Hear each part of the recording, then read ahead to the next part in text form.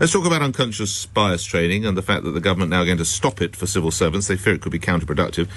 Is it Buki in Notting Hill? I hope I've said that correctly. Good morning. Hi, Nick. It's Buki. Buki. Sorry, Buki. Good morning, sir. I've got a note here. Do you do it?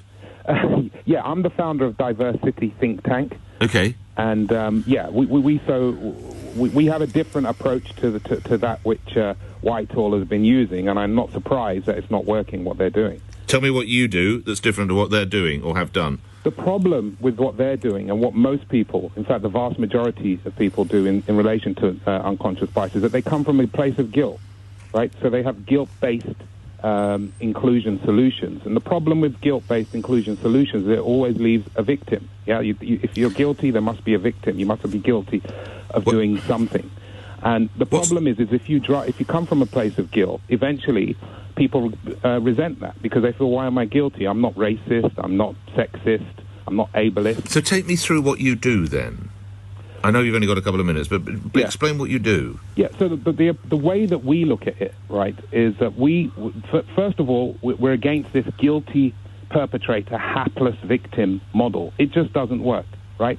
There are two forms of bias, right? There's directional bias. That is, when you are biased towards me, maybe because you're white, I'm black, you have some conditioned views against me, or, I'm subconscious, right? That's the premise. Right. But what people forget about is reverse bias.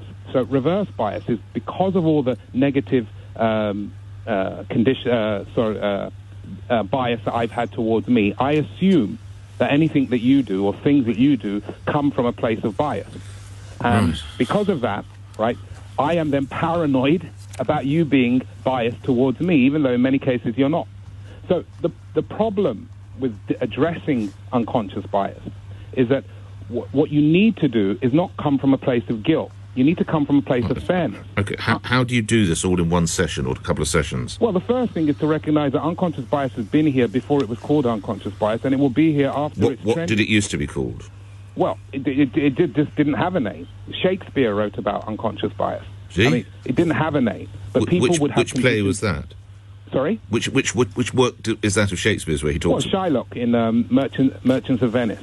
Right. Yeah, if you're familiar with that. I am, and this this is the depiction of a Jewish person. Is exactly. That, right. Yeah. Okay. And then he says, "I'm just the same as you. I bleed like you. It was years ago, A levels, years ago." Okay. Right? Okay. But my point is that in addressing unconscious bias, right, what you need to do, instead of looking at people as victims and giving them creating safe spaces, what you need to do is equip them with the skills, the interpersonal skills, to deal with bias in the moment.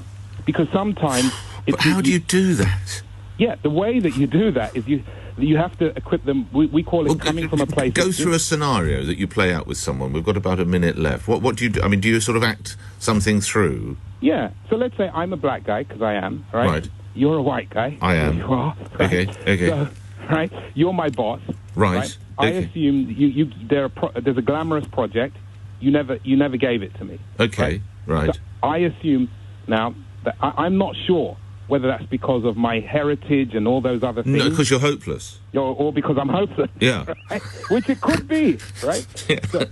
So then what people will do now is that what happens now is that I will build up tension and eventually go to a safe space and throw up all my issues. Right. I'm saying that doesn't work.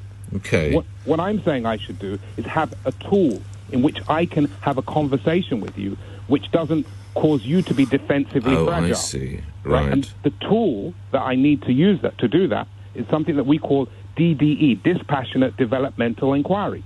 So I need to come from a place of developmental inquiry. And because you're a manager or a director or a senior, right, when I come from a place of developmental inquiry, your natural instinct is to coach me. So what we show people is how to come from a place of developmental inquiry, which elicits the coaching perspective of the manager. I have to. I wish we had more time. It's fascinating what you do, Buki. I've learned a bit more. I sense it's impossible, actually, to compress into just a couple of minutes on the radio, but you've done a fine job, so I'm grateful.